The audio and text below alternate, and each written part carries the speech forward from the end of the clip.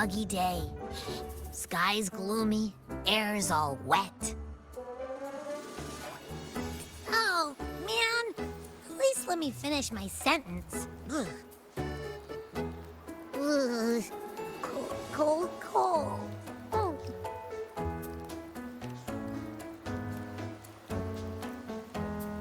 All right. I'm famished. We barely had a bite sprinting all the way here from Ragoona. Whoa! Pinch me! This is a feast and a half!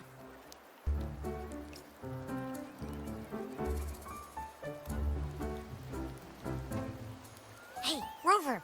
So, we did bring enough money, right? I mean, we kind of rushed out without grabbing anything. Oh, that. Don't worry, money's not an issue. Augusta made sure we're covered. All our food and lodging here in Septimon is built straight to the F4's palace. But I think the owner might have overdone it a little. Ha! Better get used to it. You're the champ of the Great Aegon.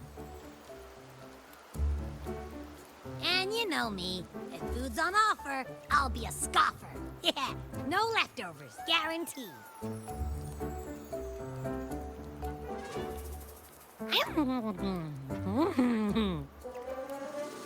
Free stay, free meal. The Zephyr really knows how to treat guests. Maybe we should, you know, hang around a bit longer.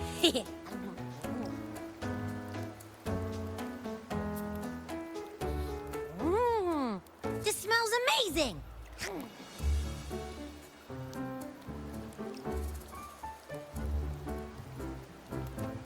Abby, what do you think Imperator wants me to find? If Cardathia's right, the last clues should be somewhere on the Sanguis Plateaus. We're so close to the finish line. Just one step away.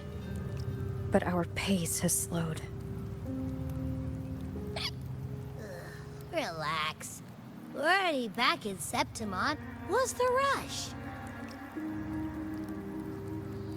I remember Lupa said there's this weird blight cloud hanging over the Sanguis Plateaus.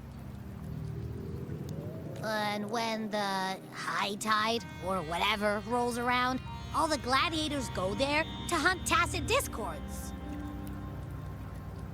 Wait, is the high tide coming up soon? The Afra's invite did say something about a big hunt. Huh, that reminds me. Aren't we supposed to meet her today? A messenger came this morning. Augusta is dealing with an emergency, so our meeting's postponed. Looks like it'll be a while. An unexpected change. It's throwing everything off course. I don't like the feel of it. And why me for this hunt? If it's about the Great Aegon, the messenger said none of the other gladiators were invited.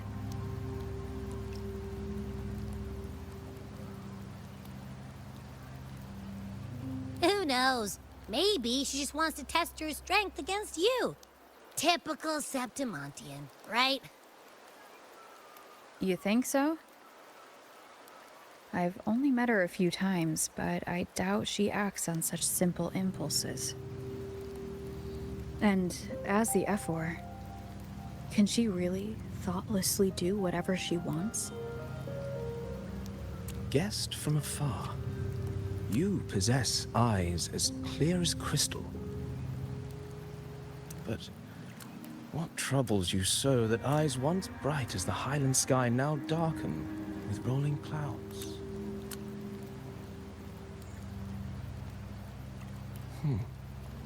A warrior who walks the blade's edge does not falter over trifles. The clouds, if I may guess, are cast from the throne.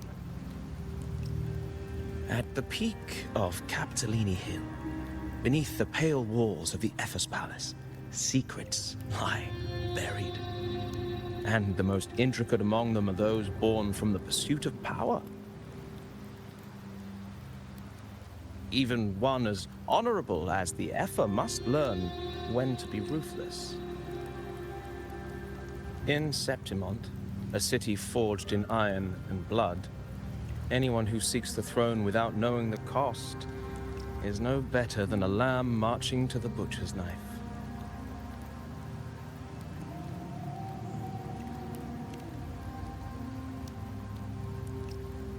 I am Nestor, a traveling poet.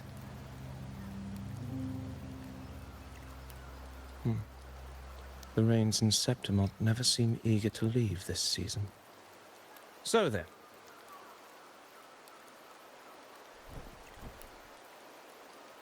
If you are curious about the Effer, then allow me to say that nothing would honor me more than to offer even a modest service to the champion of the great Aegon.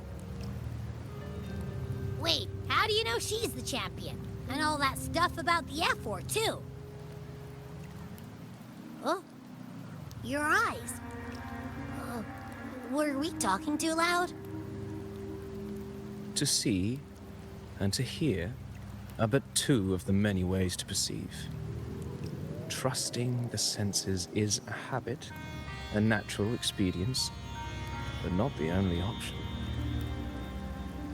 Truth be told, I've been gathering inspiration for my next epic, and its protagonist is none other than Augusta, the Effer of Septimont. That's why I speak of her with some familiarity. I have a feeling your tale with her will soon be written. And knowing more about those who walk alongside you is rarely without its benefits.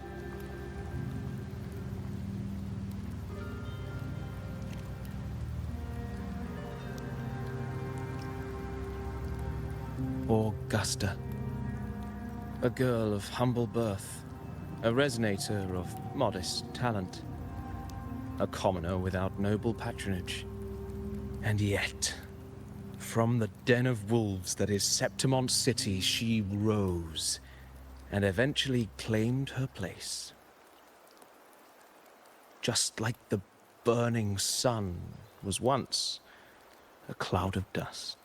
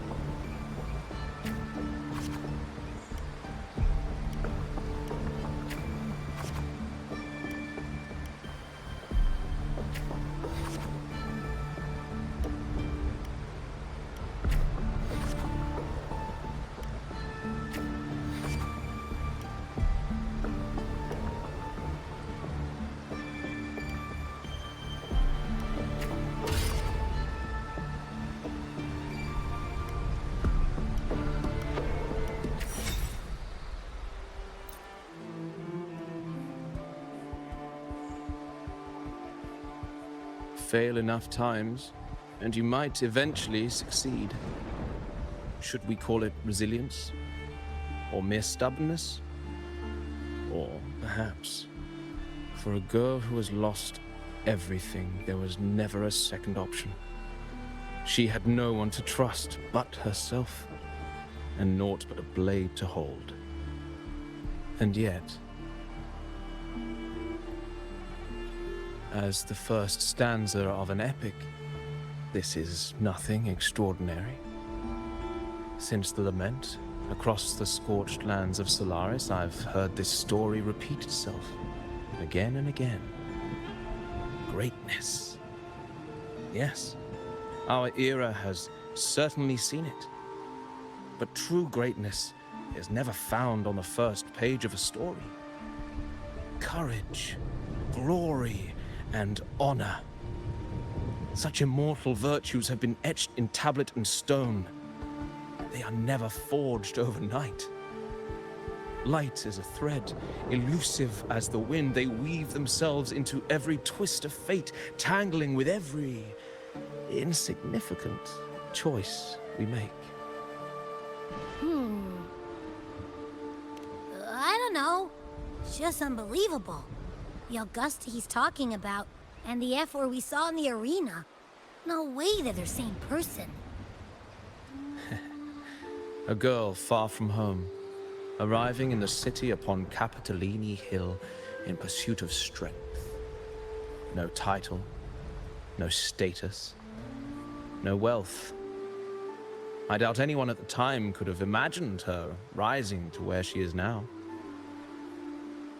Do you mean Kato?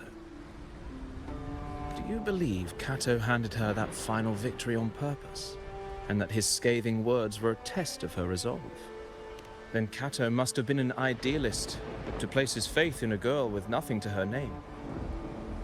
Now, why don't we keep this question in mind and see where the story leads us?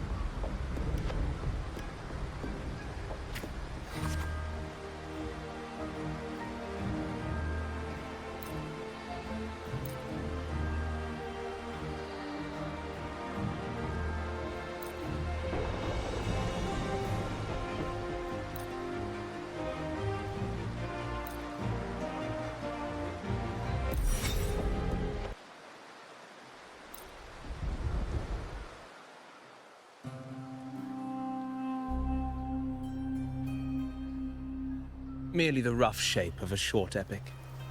This is all I can offer about the F4.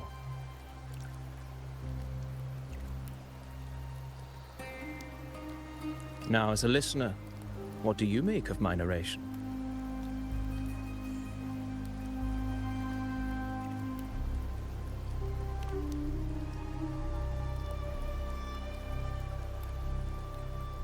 I appreciate your kind words, my generous listener.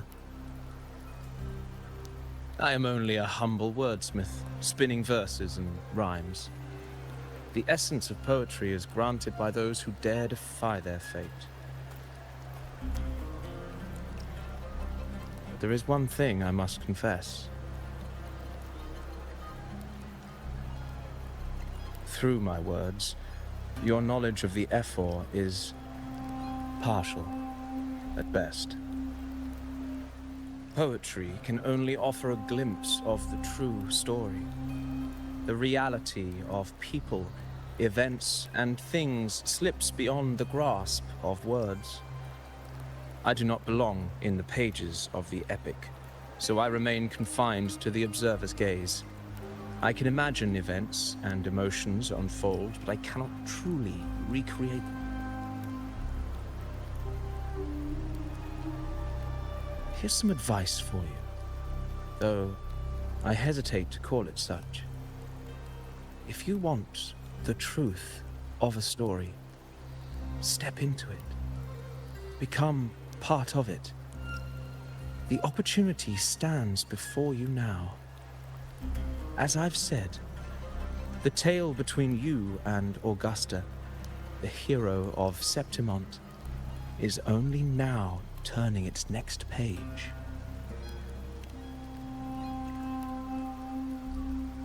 It's not difficult to see. Fate flows like the stars, tracing their course. Your destination is written in the steps you take.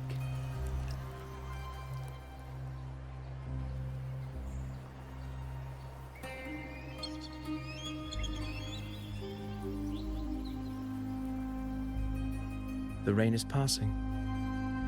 I hear it ceasing its symphony upon the earth. It is time for farewells.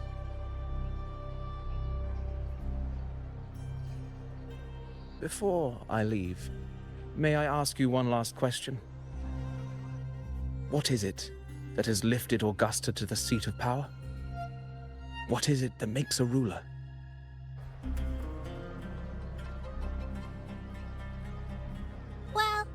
I'd say strength.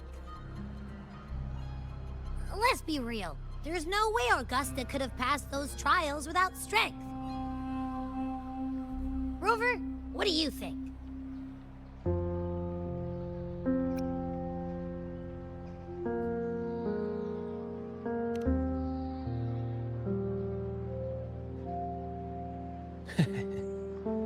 You needn't rush to answer now.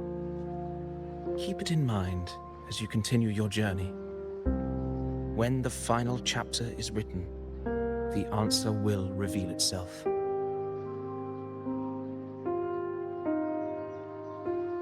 Farewell, my friend. Our paths crossed by fate and by chance. Soon, after this brief encounter, everything about me will be gone with the wind. But you, your epic continues.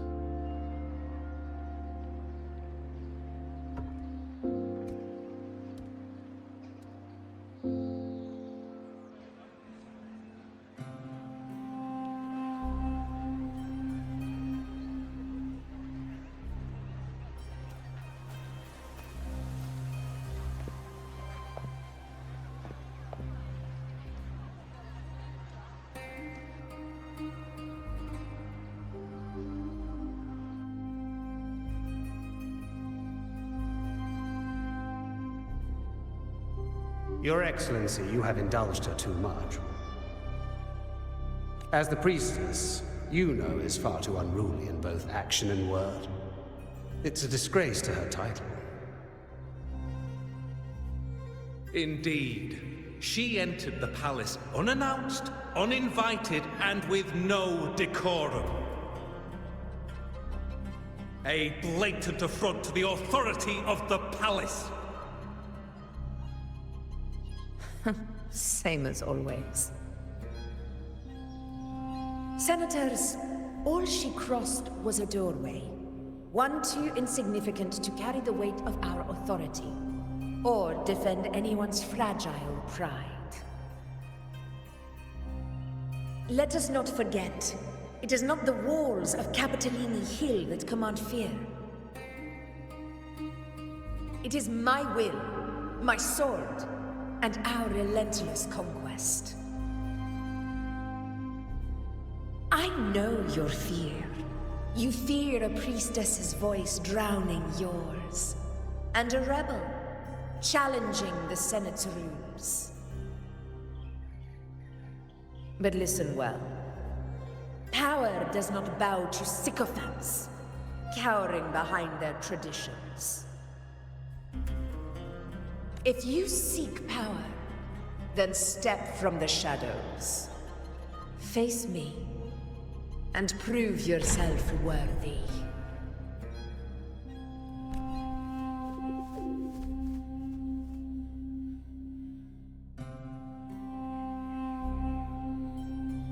Took you long enough, Augusta. Handling the Senators takes time. You know that. Well, to keep our esteemed priestess from waiting, maybe next time I'll just leave them to their own devices. I'll make sure they record every detail of your feat, and relay it word for word to Grandmother Lilibet. Priestess Iuno. Unruly behavior left Tetragon Temple without permission, and trespassed into the Ephor's Palace. I wonder, who will lose it first? Lilibet? Or you? Let those old foxes report me all they want. If they step into the tetragon left foot first, I'll shoot the left. Right foot first, I'll shoot the right. Hey, I'm with you on that one. The Senate should be reminded now and then that the Tetragon's kindness is not a reason to take Priestess Yuno lightly.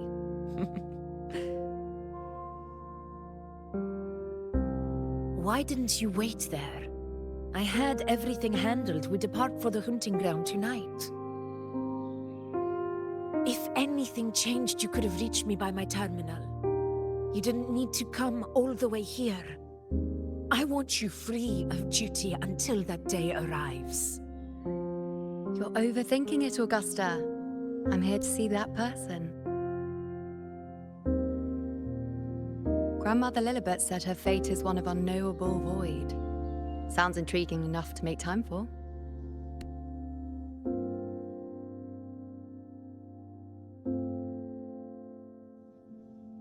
So that's it? Too bad. The ship from Laguna won't dock until tomorrow morning, and we'll be gone by then. Ugh, what a hassle. Patience, you know. The warrior has accepted the invitation. So, you'll have plenty of time to meet during the hunt.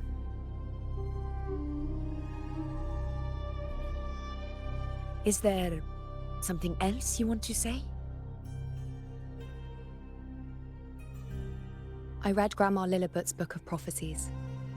The hunt and our plan, neither end well. Are you sure we should go through with this? Risk does not trouble me. Peril simply requires greater strength. But really, when did you start caring about the temple's traditions?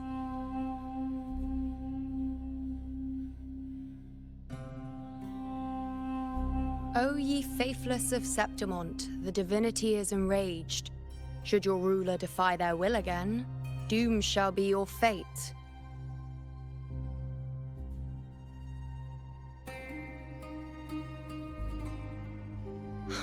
Lately, I've been hearing murmurs from the nobles again, about the ancient prophecy from Raguna. I will admit, those words once carried weight. But when our ancestors crossed the waters and climbed these hills, Raguna's divinity didn't get a seat on the ship. And the priestesses all said the prophecy was incomplete. Only the hero of heroes, wielding extraordinary power, risen from the dark tides, shall bring eternity to Septimont. Then shall the waters quiet, the tempest still, and glory return with the blood of the old king. Do not forget, this is the other half of the prophecy. Fabius, Attilius, Valeria, one after another, these heroes have saved Septimont from the brink of ruin. As long as a hero stands, no disaster can break this eternal city. What if this time is different? What if ruin is our fate? Then I will sever that fate with my blade.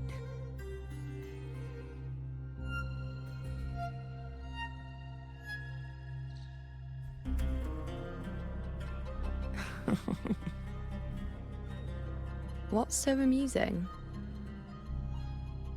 So, the fearless priestess Iuno can be frightened after all. But it's fine. If you're afraid, don't push yourself. I can handle this alone.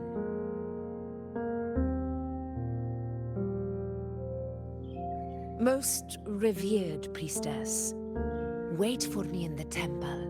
I shall return victorious. Frightened. Me? If anything, it's you, trying to shut me out and face it alone.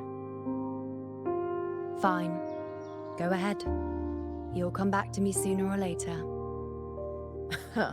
That I can't deny. I knew it. So you do need me for this hunt. Thank you. You know.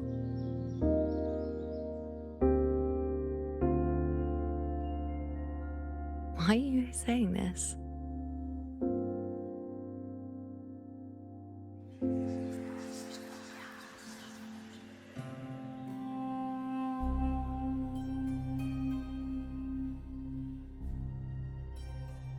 The storm is coming.